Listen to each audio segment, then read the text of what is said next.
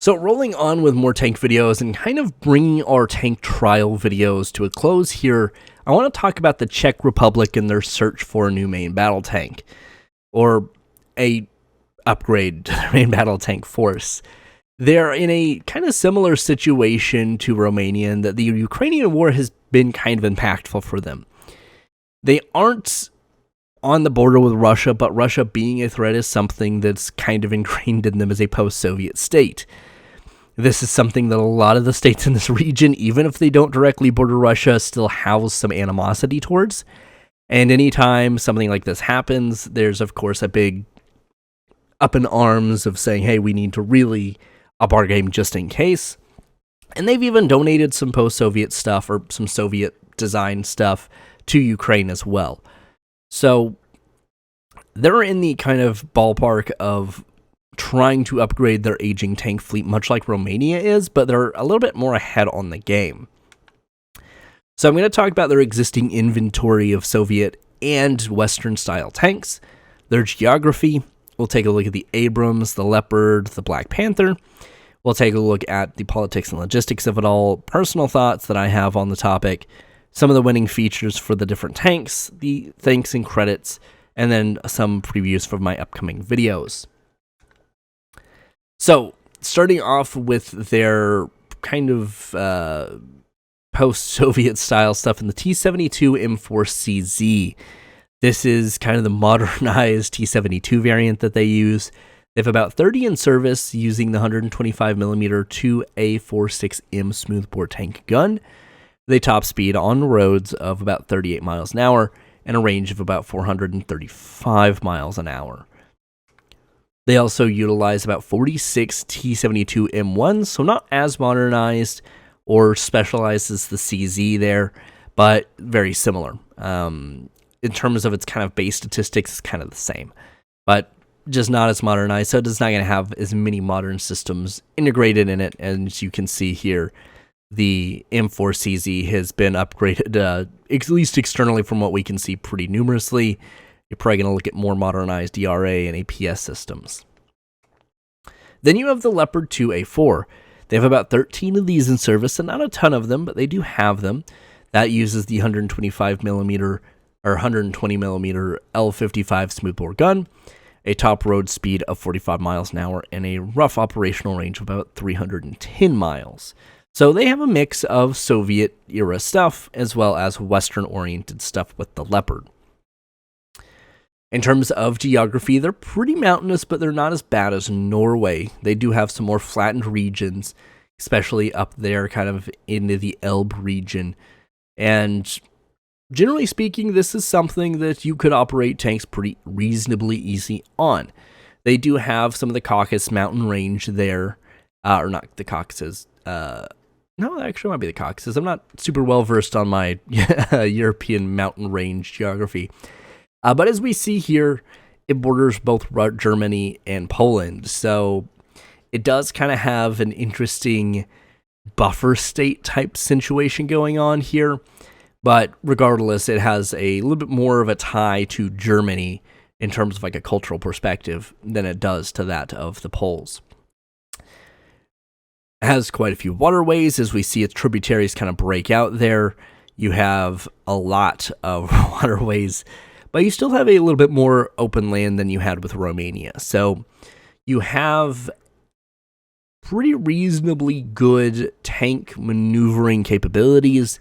You have some mountainous regions that make it a little bit more difficult, but not impossible. And while you have a lot of waterways, you don't have a lot of major waterways. You have a lot of tributaries and things that you could probably ford, or things that would have bridges that you can cross. So reasonably speaking, most tanks, save maybe the Abrams, are going to be pretty reasonably able to function in these regions. So talking about the Abrams, using the L44 M256A1 120mm smoothbore gun, it's fully stabilized, has thermal optics, and 42 rounds stored. Those rounds are stored in blowout panels. The armor is composite. So pretty much the same thing every modern tank is, just different configurations of composite armor.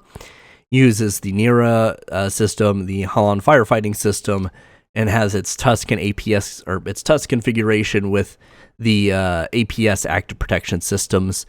And it's probably, in terms of external systems, protection systems, probably the most battle tested that we've seen. And you've seen that kind of through the different SEPA variants in terms of operating in Iraq and Afghanistan. In terms of road speeds, 42 miles an hour. It's pretty fast, but not quite as fast as the Leopard, depending on who you ask. It does use the ATG 1500 gas turbine engine, so it runs quieter than its competitors, but it also is a little bit more complex and uses a different fuel mix, if I'm understanding correctly. Has a crew size of 4 and an operational range of 93 to 265 miles. In terms of its weight, in short tons, the base M1A2 is just under 69 short tons. The SEP V1, its next upgrade, is just under 70 short tons. SEP 2 is just above 71 short tons, and the SEP 3 is just over 73.5 short tons.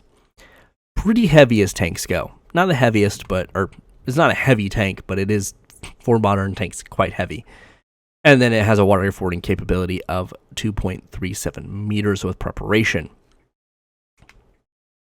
Then you have the Leopard 2A7, using the L55 120mm smoothbore gun, fully stabilized, thermal optics, 42 rounds stored, effective firing range of 4,000 to 8,000 meters, has composite armor, blowout panels, the hull-on firefighting system, it's compartmentalized, and is a little bit roomier on the inside than that of the Abrams. So you do have a fair amount of similarities in terms of capabilities. Now, you'll notice APS systems aren't listed here like I did with the Abrams. The Germans have their own indigenous APS system. Whether or not it works quite as well is hard to say. After some issues in Syria with 2A4s, or Leopard 2A4s, not two Leopard 2A4s, they had some kind of a awakening that they needed to work on some of that stuff. But it has a road speed of 43 miles an hour, a crew size of 4, and an effective operational range of 140 to 210 miles. In terms of its tons, its short tons, the 2A6 is 68.7. The 2A7V, the most modern variant, is 73 short tons, so just a couple tons under that of the Abrams. It has a water fording capability of 1 meter without preparation, and with some preparation time and equipment, 4 meters. So most of the tributaries and smaller riverways, this could probably ford reasonably well. It also has an integrated digital battlefield management system. Then you have the K2 Black Panther, using the CN 08 120mm 55 caliber smoothbore gun. It is using an autoloader that is fed by 16 round clips and has 40 rounds stored, so 2 less than that of the Abrams and the Leopard. It does use composite armor with ERA, but we don't know a lot about the protection and firefighting systems internally, as this is still an incredibly new tank and is not super publicly available, especially here in the West. South Korea might have a little bit more access to it, but here in the US, it's not as readily available. It has a crew size of 3, a commander, a driver, and a gunner, because it has an autoloader, so no need for a human loader, and an operational range of 280 miles. In terms of its short tons, it's 61 short tons, so it's just over 10 tons shorter than its 10 short tons lighter than its competitors. It's kind of a hard series of words to say. It has a road speed of 43 miles an hour, so right around the rest of the competition. Operational range of 280 miles. Its water fording capability with no preparation is 1.2 meters. With 30 minutes of preparation and some equipment, 4.1 meters. It also has thermal sights for the commander and gunner. Its big kicker, if you've seen the last couple of videos, you'll know this, but it is a semi-active hydropneumatic suspension system. This basically allows the tank to operate in 4 different ways. Its sit capability allows it to lower itself on its suspension system, get its center of gravity lower as well to help it maintain its higher speeds on roadways. It has a stand capability to where it lifts itself back up, traverses muddy or more difficult terrains a little bit easier that way. Its kneeling option brings the front of the tank down, depresses the gun quite a bit, So if you're trying to fire over a ridge, you can do it without exposing most of your tank. If you've ever seen those Swedish wedge tanks, it's a very similar concept. And leaning just means bringing the left or the right side of the tank up on the suspension to help maneuver on difficult terrain. For South Korea being pretty mountainous, this is a pretty useful feature. And it's said to be easier to maintain, but I'm not 100% sure on that one. This seems like it would be a more complex system, but who is to say? It's not actively, been in a war zone, so we don't really know how well it's going to function. But from what the South Koreans have shown off and being able to do, it seems to be a pretty competent system. It also has a digital battlefield management system. So the politics and logistics of it all. Well, there's a lot of existing support for the Leopard 2. No surprise here, as they already use the Leopard 2. They also happen to share a border with Russia or Germany, so that's pretty important. They have the Leopard 2 A4s, and they've donated a lot of tanks to Ukraine. They're getting more A4s for that donation. I can't remember the exact name of the program, but Germany has a arms trade program that if you have sent heavy war machinery to Ukraine, they will backfill your stocks effectively or offer different deals.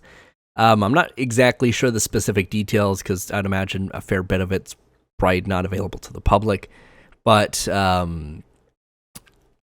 the Czech Republic was one of them that actually got Leopard 2s out of the deal. The Poles were going to get offered Leopard 2s, but I don't think they were super stoked about it because it was a pretty minuscule number.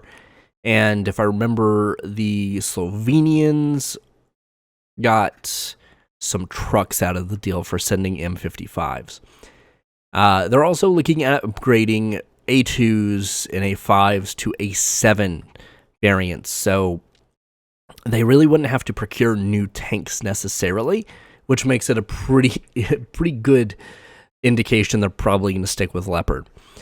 They have a lot of trade with their border with the Germans. The Elbe River is pretty important river for commerce. They also do have a border with Poland, and they do trade with Poland, just not quite as much as the Germans.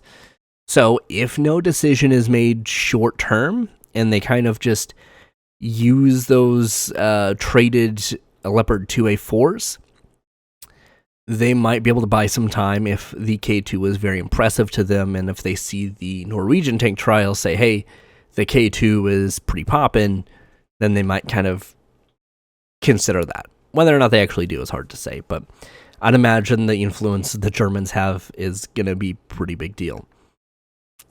So my personal thoughts, this is kind of a done deal for the Leopards. They already have Leopard 2 A4s. They're getting more of them through the deal, the trade deal with Germany for sending stuff to Ukraine. And they've expressed interest specifically in upgrading their existing A2 A4s and 5s to A7 loadout. So I can't imagine anything's going to change here. This seems to be already in motion, but I wanted to talk about it anyway. So the Leopard is kind of the one I think, if I'm going to pick a actual winner, it's going to be the Leopard. The existing deals they already have with the Germans, they already use Leopard 2A4s, and having interest being expressed in an upgrade program to A4 to A7 is pretty important. There's a lot of American support for Abrams, but it's really not something that's super beneficial to their geography. It works slightly better for Romania, and Romania's got a little bit more of a pro-American sentiment, but I can't really foresee the Abrams being named or even considered at this point. And then the Black Panther, from an actual tank perspective, might be the one that stands out the most, but the South Koreans and the Poles really don't have the same weight that the Germans do. And they also don't have tanks as readily available as the Germans do in some instances. Being able to upgrade existing tanks makes that process a lot easier. So, as always, my thanks for any kind of tank-related video. Tank Encyclopedia is a really solid source, especially if you're looking for graphics for profiles of tanks from the side. A military wiki, Wikipedia, all the kind of fun wikis out there for base stats. They're maybe not the most accurate thing in the world, but they're usually pretty close. Options for acquisition of Leopard 2 tanks within the modernization of the Czech Army, CZ Defense. Manager Jan Friana? That was reported in February of this year. And then the Czech Army to get Leopard tanks under the Berlin-Prague arms swap, defensenews.com, Vivian Machi, in October of this year. And that's the kind of German-led trade-up program that I was talking about earlier. So there's already the interest for Leopard 2. They're getting Leopard 2 through that trade deal, so we're probably going to be getting some more Leopard 2s going to the Czech Republic reasonably soon. And that leads me to my next set of videos. So, the Royal New Zealand Air Force's Gripens, look forward to that. That's in its kind of final stages of production.